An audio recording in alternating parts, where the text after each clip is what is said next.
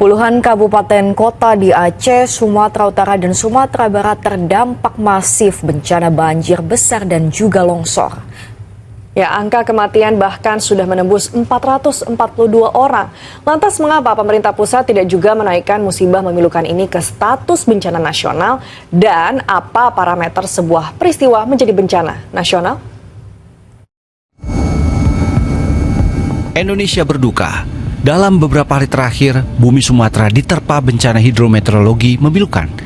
Banjir besar, bandang, dan tanah longsor menerjang 29 kabupaten kota di Provinsi Aceh, Sumatera Utara, dan juga Sumatera Barat. Meski secara cakupan bencana ini begitu luas, namun BNPB tidak menetapkan peristiwa di 3 provinsi ini sebagai bencana nasional. Kepala BNPB, Letjen TNI Suharyanto menjelaskan, penetapan status bencana nasional berdasarkan sejumlah pertimbangan. Mengenai status ini, Kepala BNPB menyebut sejatinya tidak perlu diperpanjang, sebab Indonesia memiliki rekam jejak yang jelas dalam penetapan bencana nasional. Memang kemarin kelihatannya mencekam ya, karena kan berseliweran di media sosial, nggak bisa ketemu apa, tapi begitu sampai ke sini sekarang, begitu rekan media tadi hadir di lokasi, kemudian tidak hujan, hal yang sangat serius tinggal Tapanuli Tengah gitu. Yang lain kan relatif masyarakatnya kita lihatlah ya. Jadi saya tidak perlu menyampaikan pendapat apakah perlu tidaknya bencana nasional atau daerah, tapi sekarang statusnya masih bencana daerah tingkat provinsi ya.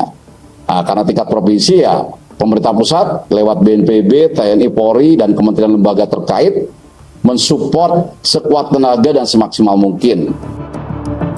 Penetapan status bencana nasional diatur dalam Undang-Undang Nomor 24 Tahun 2007 tentang penanggulangan bencana. Dalam aturan ini, pemerintah pusat memiliki kewenangan menetapkan status kebencanaan sebuah peristiwa berdasarkan sejumlah indikator. Salah satunya tertuang dalam pasal 7 ayat 2. Disebutkan 5 indikator penetapan status, yakni jumlah korban, kerugian harta benda, kerusakan prasarana dan sarana, cakupan wilayah yang terkena bencana, dan dampak sosial ekonomi yang ditimbulkan. Menurut pedoman penetapan status keadaan darurat bencana yang diterbitkan BNPB, penetapan status bencana nasional juga melihat kemampuan daerah dalam menjalankan sistem tanggap darurat. Selama pemerintah daerah tidak lumpuh, maka statusnya tetap menjadi bencana daerah.